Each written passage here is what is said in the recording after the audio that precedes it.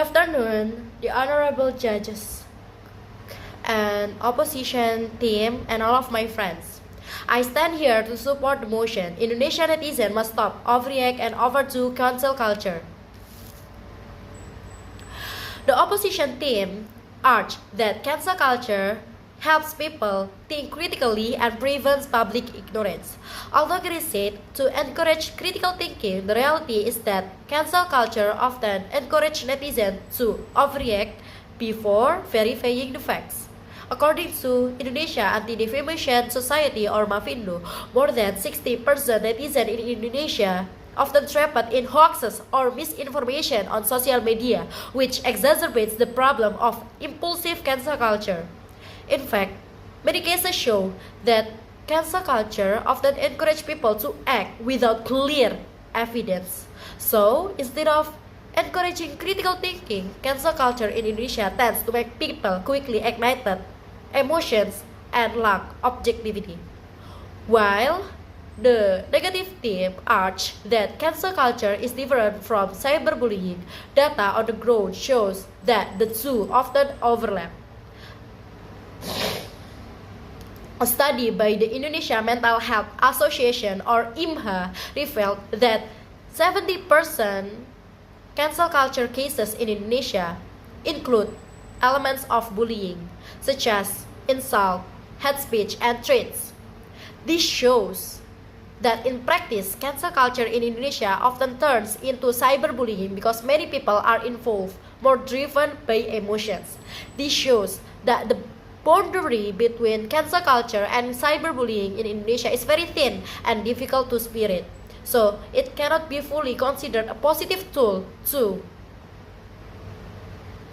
So it cannot be fully considered a positive tool for correcting behavior. Cancel culture may have started with good intention, holding people accountable, but we must recognize when it's causing more harm than good. We're not saying accountability is not important. We simply believe that accountability should be fair, balanced, and without bullying. We need online spaces where people can learn from their mistakes, not a culture where every mistake leads to harsh judgment. Justice should be pursued by reasons, not outrage. Justice and balance. The Quran emphasizes the importance of treating others fair. Once again, the Quran emphasizes the importance of treating others fairly, even if we disagree or dislike them.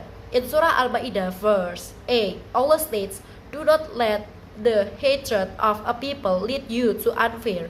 Be fair, that is closer to rightness." This verse illustrates that even if someone is at fault, we are still expected to treat them with justice rather than excessively judging their reputation. So I have gathered several points from our affirmative speakers. I have summarized these points as follows. First, in conclusion, overuse of cancel culture is harmful as it can unfairly harm a person's reputation. Next, cancel culture can harm innocent people. When cancel culture happens, innocent people can easily get caught in it, especially in Indonesia where online information spreads quickly. Cancel culture discourages people from expressing their honest thoughts, especially on controversial topics. In Indonesia, this can be dangerous as people may already feel restricted in what they can say online. Justice should be pursued by reasons, not outrage. Let's remember the values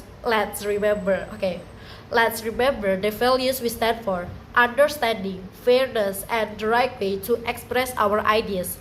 We should encourage people to learn, educate, and discuss rather than shut them down and shame them.